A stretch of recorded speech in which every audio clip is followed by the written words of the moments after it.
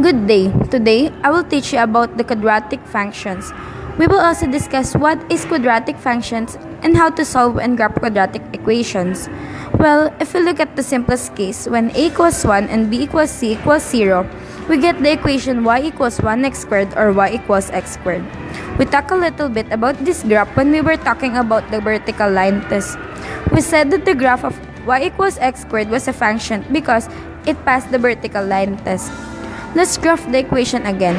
Remember, if you are not sure how to start graphing an equation, you can always substitute any value you want for x, solve for y, and plot the corresponding coordinates. So let's try substituting values for x and solving for y as depicted in the chart below. This is an example of a table of values. We substitute the x with the different values to get the y, and in order to plot the coordinates. Plot the graph on your own graph paper and make sure that you get the same graph as depicted below. For example, this is the graph of the example in the table of values. Parabolas are in one of two forms. The first form is called the standard form y equals ax squared plus bx plus c. The second form is called the vertex form or the HAK form, y equals a x minus h squared plus x.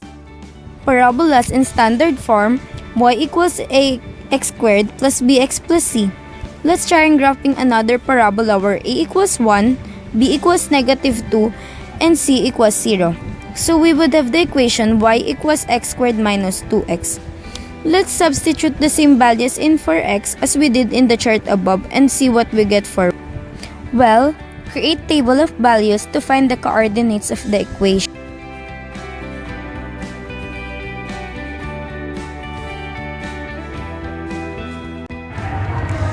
This is the table of values. We are done substituting the values of x with same values in order to find and graph the equation.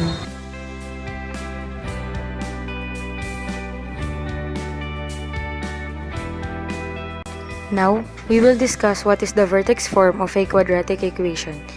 When written in vertex form, h and k is the vertex of the parabola and x is equal to h is the axis of symmetry.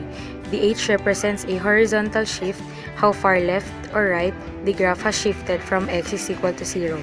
The k represents a vertical shift, how far up or down the graph has shifted from y is equal to 0. Notice that the h value is subtracted in this form and that the k value is added. If the equation is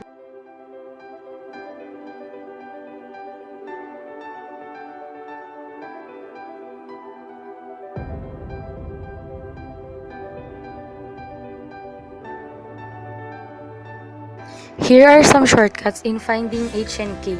Since the vertex of the parabola, y is equal to a, quantity of x minus h squared minus k is at h and k, we can also use the formula for h and k as follows.